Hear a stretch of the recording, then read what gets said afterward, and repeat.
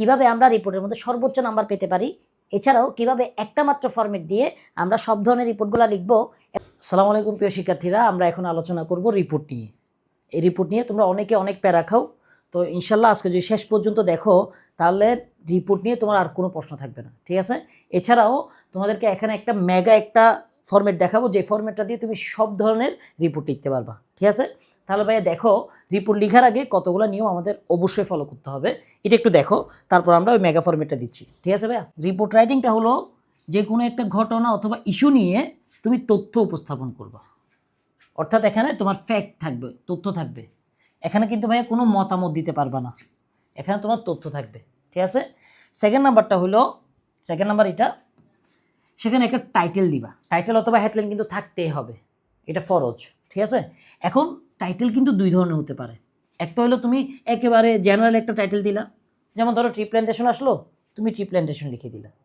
আর একটা হলো creative title, চেষ্টা করবা ক্রিয়েটিভ টাইটেল দেওয়ার জন্য, যদি দিতে না পারো তাহলে সমস্যা নাই, জেনারেল টাইটেল দিলে নাম্বার দিবে। তারপর আমি বলবো ক্রিয়েটিভ টাইটেলটা দেওয়ার জন্য, কারণ ফার্স্ট ইমপ্রেশনটা খুবই ইম্পর্টেন্ট, ঠিক আছে। আর কীভাবে জেনারেল ক্রিয়েটিভ টাইটেলটা দিবা সেই ফরম্যাটটা আমি দেখাচ্ছি কিছুক্ষণ পর, ঠিক আছে।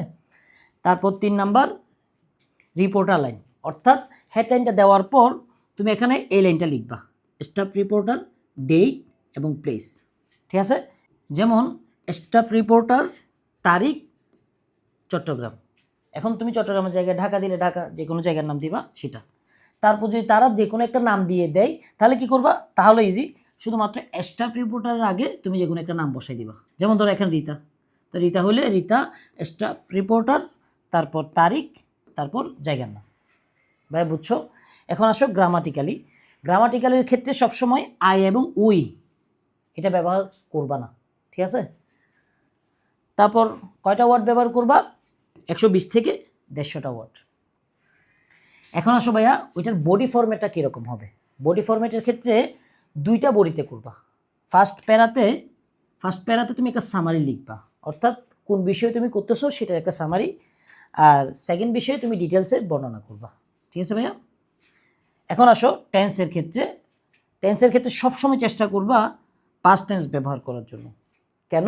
কারণ দেখো, একটা ঘটনা হয়ে যাওয়ার পর সাধারণত আমরা সেটা নিয়ে রিপোর্ট করি, তাহলে যে জিনিসটা ঘটে যায় সেটা কিন্তু ভাইয়া পাস্ট টেন্স, ঠিক আছে। তারপর প্রেজেন্টেশনের ক্ষেত্রে, অর্থাৎ কত নাম্বার পেজ থেকে তুমি শুরু করবা, কোথায় থেকে শুরু করবা। তো ভাইয়া সব সময় নতুন পৃষ্ঠা থেকে শুরু করাটা ভালো। মাঝখান থেকে শুরু করতে পারবা, কিন্তু ভাই এটা দেখতে সুন্দর লাগে না, তো চেষ্টা করবো নতুন পেজে নতুন করে একেবারে শুরু থেকে লেখার জন্য, ঠিক আছে ভাইয়া। তো তোমরা যেটার জন্য অপেক্ষা করতেছিলা সেই মেগা ফরম্যাটটা সেটা দিচ্ছি, ঠিক আছে।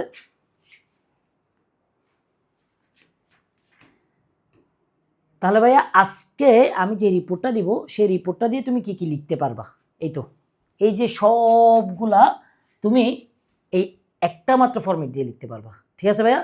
এই ফরম্যাটটা ছাড়াও আমি একটা প্যারাগ্রাফের ফরম্যাট দিয়েছিলাম, সেই প্যারাগ্রাফের ফরম্যাট দিয়েও রিপোর্টটা লিখতে পারবা। কিভাবে সেটা শেষের দিকে বলতেছি, ঠিক আছে ভাইয়া, খেয়াল করো। তাহলে এগুলো সবগুলাই তুমি ভাইয়া ওই ফরম্যাটটা দিয়ে লিখতে পারবা, ঠিক আছে। ফরম্যাটটাতে আসি আমরা, এই তো ভাইয়া ফরম্যাট কিন্তু ভাইয়া আমি দুইটা আনছি। কেন দুইটা আনছি? এটা হলো সবচেয়ে সহজ ফরম্যাট, যারা যাচ্ছ না তোমার এত কিছু দরকার নাই, লিখবা নাম্বার পাবা, তারা এটা করে ফেলতে পারো, ঠিক আছে। কিন্তু যারা যাচ্ছ হ্যাঁ আমি ফরম্যাট ব্যবহার করব, কিন্তু একটু ডিফারেন্টভাবে ব্যবহার করব যাতে স্যারেরা না বুঝে, তাদের জন্য ভাইয়া এই তো একটু শব্দটা একটু কঠিন, মানে দুটোটাই সেম, এটা শব্দগুলো একটু সহজ, এটা শব্দগুলো একটু কঠিন, ঠিক আছে ভাইয়া। ওকে, শেষের দিকে কিন্তু আমি বলবো যে আমি একটা প্যারাগ্রাফের ফরম্যাট দিয়েছিলাম, সেই ফরম্যাটটা দিয়ে আবার তুমি কীভাবে লিখবা রিপোর্ট, ঠিক আছে। একটু দেখো, আগে আমরা ইজি ফরম্যাট একটু দেখাই কীভাবে লিখবা। ধরো তোমার ট্রাফিক জ্যাম নিয়ে আসছে, তাহলে ভাইয়া তুমি ট্রাফিক জ্যাম লিখবা, ঠিক আছে।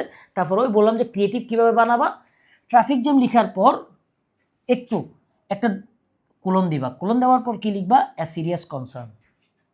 এখন এটা লিখতে না পারলে কোনো প্যারা নাই, তুমি লিখবা ট্রাফিক জ্যাম, কোলন দিবা, তারপর লিখবা দ্য সাইলেন্ট কিলার। মানে এই দুইটা থেকে যে কোনো একটা হেডলাইন যদি ব্যবহার করো, সবগুলোর ক্ষেত্রে যতগুলো সামাজিক সমস্যা আছে সবগুলোর ক্ষেত্রে প্রথমে টপিকের নামটা লিখবা, কোলন দিবা, এই দুইটা থেকে যে কোনো একটা লাইন লিখে দিবা। তাহলে কী হয়ে গেল ভাইয়া, ক্রিয়েটিভ আমরা একটা হেডলাইন পেয়ে গেছি, দেখছো।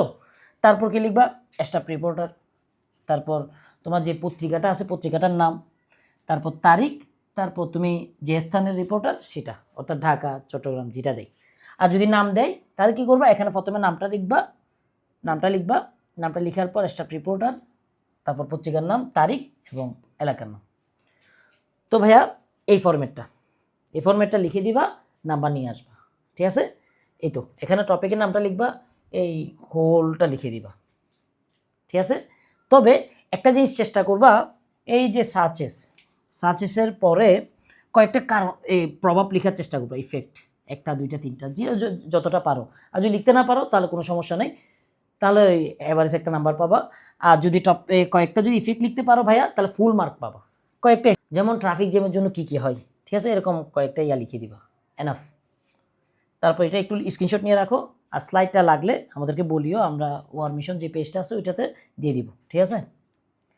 তারপর ভাইয়া কঠিন ফরম্যাটটাও প্রায় সেম, এটাতে এত প্যারা খাওয়ার দরকার নেই, যে শুধু একটু শব্দগুলো কঠিন, আর অন্য সবগুলা ঠিক আছে ভাইয়া।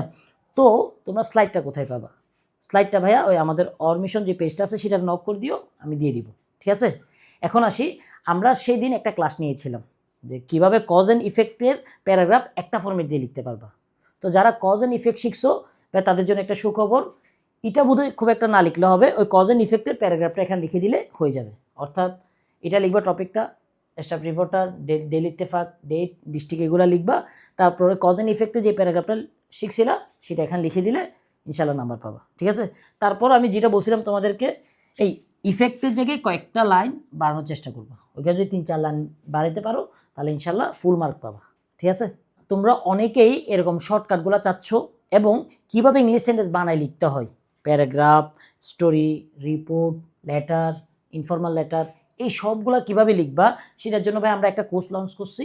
সেটা হলো ভাইয়া 500 টাকায়, কিন্তু না, যারা এইচএসসি ক্যান্ডিডেট আছো তাদের জন্য শুধুমাত্র 150 টাকায়, যেখানে আমরা আনলিমিটেড সবগুলো শর্টকাট দিব, ঠিক আছে।